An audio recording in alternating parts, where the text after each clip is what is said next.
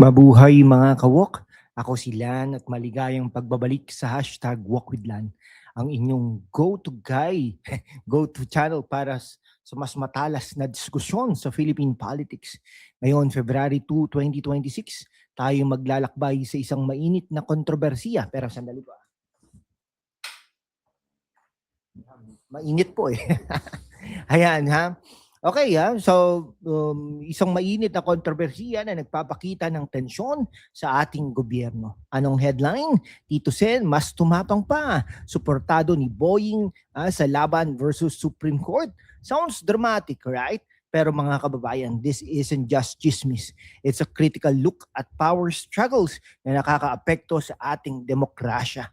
Senate President Vicente Tito Soto III at Ombudsman Jesus Crispin Boying Rimulya parehong nag-aakusa sa Supreme Court SC ng overreach. Bakit? Dahil sa kanilang ruling na nagdeklara ng unconstitutional ang impeachment articles against Vice President Sara Duterte. Fact check, noong July 2025, nagdesisyon ang Supreme Court na void ang impeachment dahil lumabag ito sa constitutional rule na one impeachment case per year lang per official. At nitong January 2026, affirm nila ito unanimously. Okay, parang sine mga kaibigan, politicians versus justices, pero sino ang hero? Spoiler, para sa akin, ang Supreme Court, dahil they are upholding the Constitution, at tayo, we are the audience na dapat maging critical thinkers. Para sa mga kabataan at OFWs, this is relevant dahil ang stability ng judiciary ay susi sa fair justice abroad at home. Susuriin natin ang criticisms ni Tito at Boying. Bakit sila mali at bakit dapat tayong sumuporta sa Supreme Court? Stay tuned dahil engaging ito with facts, humor at real talk. Hit that like and subscribe para sa more. Mga kawok, let's dive into the facts. Ano ba talaga ang nangyari? Noong 2025, the House of Representatives filed impeachment articles against Vice President Sara Duterte. Multiple counts, pero lumabag sa Article 11, Section 3, Paragraph 4 ng 1987 Constitution. No impeachment proceedings shall be initiated against the same official more than once within a period of 1 year. Supreme Court ruling, unanimous po yan. Kahit po yung mga appointee ni Bongbong Marcos, 15-0, declaring it void. Bakit? Dahil initiation means filing, not verification. Fact from SCA spokesperson. The court held that the initiation of impeachment proceedings commences upon the filing of the complaint. Ngayon, enter Tito Soto sa kanyang statement. Sinabi niya na ito'y clear encroachment sa legislative powers. Sa inquiry nga, January 31, 2026, the Supreme Court's ruling on the impeachment of Vice President Sara Duterte would make it very difficult in the future to impeach officials for alleged wrongdoing. At idinagdag, need for Chacha to undo this. Boying Rimulya, bagong ombudsman since October 2025. Sumang-ayon sa radio program, may problema tayo sa last decision ng Supreme Court. Parang nawala yung rulemaking power ng House. Sinasabi nga ni Tito Soto, kailangan na ng charter change. Mga kabataan, OFWs, bakit ba sila galit? Dahil ba sa katotohanan o dahil sa politics? Sara Duterte, after all, ay opposition figure sa ilang issues. Pero ang Supreme Court, they are neutral guardians. Parang referee sa basketball. Politicians hate them when calls go against their team.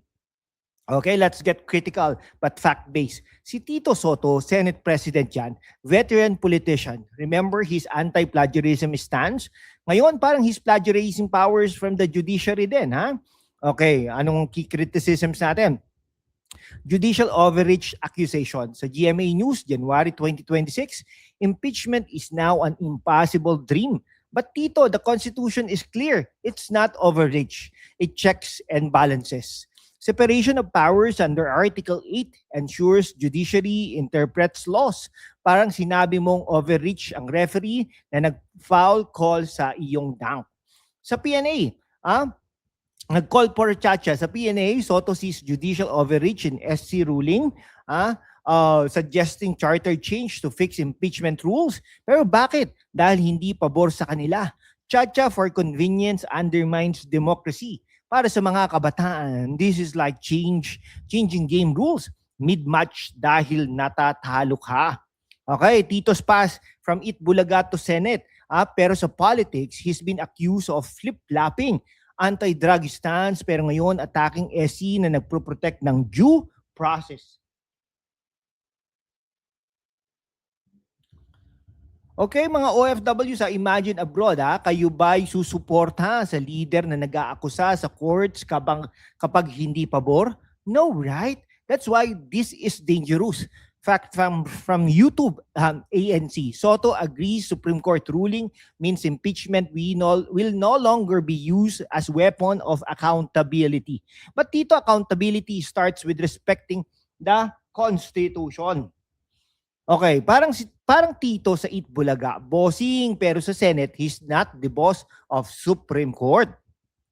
Ngayon si Boying Rimulya from DOJ Secretary to Ombudsman, appointed October 2025, fresh pa pero bakit sumasali sa politika? Disagreeing with Supreme Court. Sa Facebook post, Rimulya expressed strong opposition to the Supreme Court's recent ruling, saying the decision diluted the House rules, making authority. But Boying, as ombudsman, your role is anti-corruption, not judicial critic. Ombudsman Act RA 6770 mandates independence, not political commentary. Sinasabi nga ni Tito Soto, kailangan na ng charter change sa radyo. I don't totally agree with that. Parang nawala yung rule-making power ng House. This erodes judicial review. A Marbury versus Madison principle in Philippine context. Rimulya family, Cavite dynasty linked to Marcos admin. Parang family reunion pero sa gobyerno attacking Supreme Court to protect allies. In FB post niya, he's seen as aligning with Soto against Supreme Court on Sara's case. O para sa mga kabataan, Boying as watchdog, bakit ba nagbabark sa wrong tree? OFWs, abroad, independent, ombudsman are key to trust. O ano sa tingin ninyo? Political convenience ba ito? Okay, flip side tayo. Bakit tayo pro-Supreme Court, Fact-based defense. Upholding, syempre, unanimous ruling. 15 justices agree. No bias, pure law. Unlike politicians, justices don't need votes. They need facts. Prevents abuse of impeachment as weapon. Sereno Quo Warranto controversy. But here, Supreme Court protected the process. Supreme Court is still unanimous. Vice President impeachment void. Amid calls for Chacha, Supreme Court stands firm. Judicial review is cornerstone. Without it, tyranny. Para sa mga OFWs like international courts protecting rights. Isipin nyo, mga kawok, kung walang Supreme Court, politicians can impeach anyone, anytime.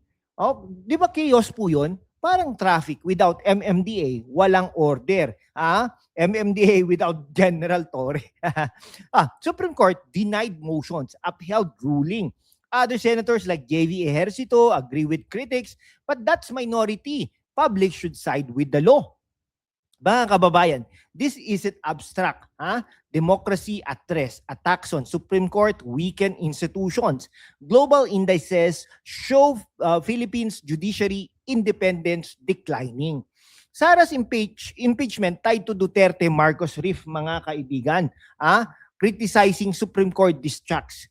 Call for vigilance. Mga kabataan, use social media wisely. OFWs, vote informed.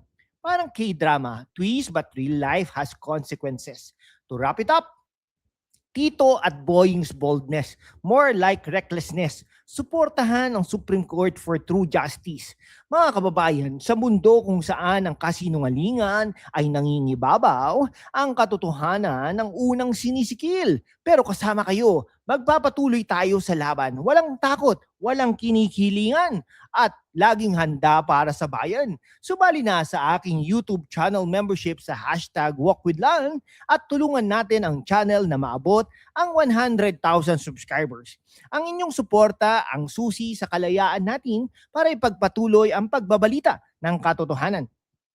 Salamat at kita-kits sa laban. Like, comment, share. Ano sa tingin nyo? Supreme Court o politicians? See you next time! Bye and mabuhay ang Pilipinas.